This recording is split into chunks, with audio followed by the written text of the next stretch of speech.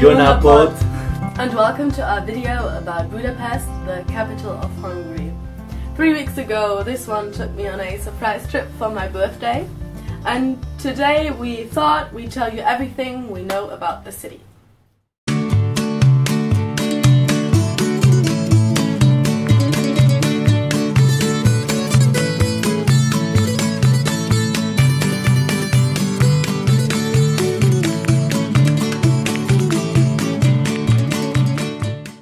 Welcome to Hungary.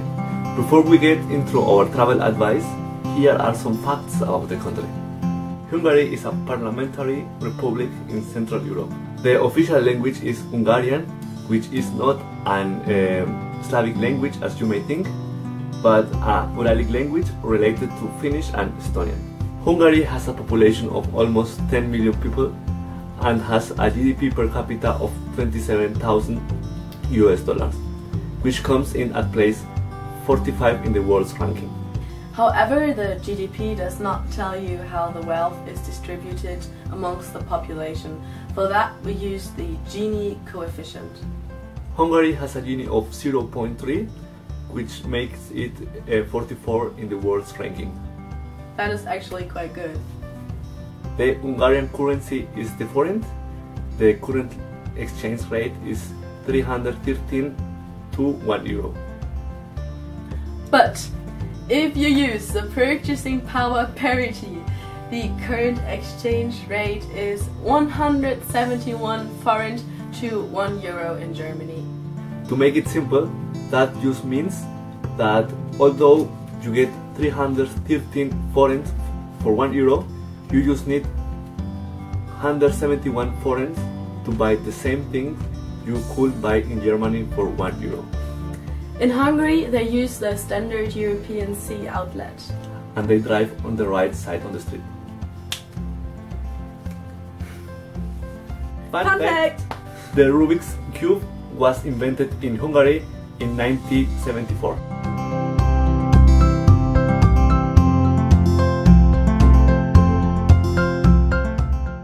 Now onto the travel advice section of this video. For this section we structured the whole thing in 3 different parts. Those are culture, tourism, and don't miss ... Most of Hungary's traditional dishes have a lot of meat in them, the most famous being goulash, which is a stew made out of beef or pork, vegetables and tomatoes. And a lot of paprika. He ate this in the first shots.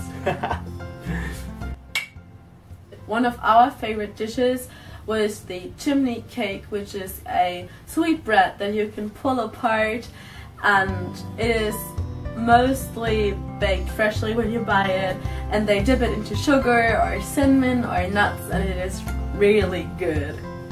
If you are a vegetarian or vegan, there are a lot of places to eat for you as well. For example, we found this street food market called Caravan in the old Jewish quarter. Now, Hungary has a very rich history and it would take way too long to tell you about it. So we figured that if you ever happen to be Budapest, just visit the Budapest History Museum. It is really good. It is located on the Buda side of the city, because you see the city used to be 2 cities, Buda and Pest, and a third one called Buda. Actually 3 cities. Yeah, 3 Buda, cities. Buda and Pest. And they kind of grew together and became one, to make it very short. Now just a little bit of useful information, because when you are in Hungary, never ever click your beer glasses, because they don't do that for a very sad reason. In the Hungarian Revolution of 1848, when the Austrians defeated Hungary, legend has it that they celebrated by toasting and they clicked their beer glasses. Don't drink underage.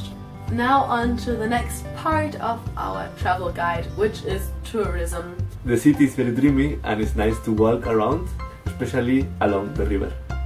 The city of Budapest has many sights, like the Hungarian Parliament, the Fisherman's Bastion, St. Stephen's Basilica or Buda Castle, all of which are absolutely stunning buildings that we would recommend you have a look at least from the outside. We absolutely loved visiting the Great Market Hall and taking a walk up to Gellert Hill to enjoy the wonderful view. And the best part is, all of those are free because you just walk there, take your pictures, and you don't pay anything. Budapest is also home to Europe's largest synagogue, which is very unusual because it features an actual pipe organ. We did not end up going in there because it was a little bit on the pricier side. In case you wonder where we get all that information from, that is because someone here has the habit of sneaking into Spanish travel groups and then gets all the information from the guide until they catch him. We would highly recommend to visit the thermal baths. The one we have chosen during our stay in Budapest is the Ziska bath. We don't know how to pronounce any of this. So, which is the largest medical bath in Europe. It was built in 1913 and the architecture is absolutely beautiful.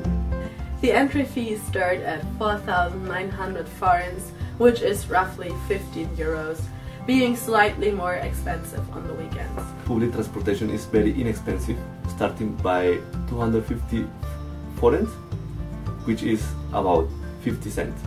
And then there's this thing called the Budapest card, which you can get for 19 euros a day.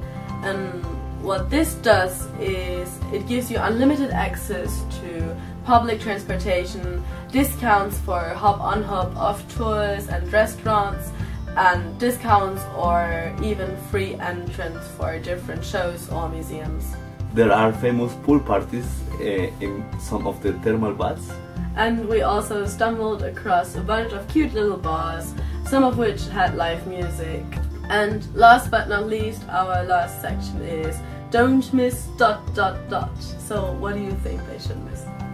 The thermal bath, especially the thermal bath on the Pest side of the city. My don't miss point would definitely be to just take a walk around the city. It is absolutely beautiful, especially during sunset, and you can take so many nice pictures. If you liked the music in this video, then I would be super thankful if you would check out my SoundCloud. The link is in the description box down below. The track that has been playing throughout this video is called Endorphins, and I actually wrote that on the bus to Budapest. That's it for this video. See you next week.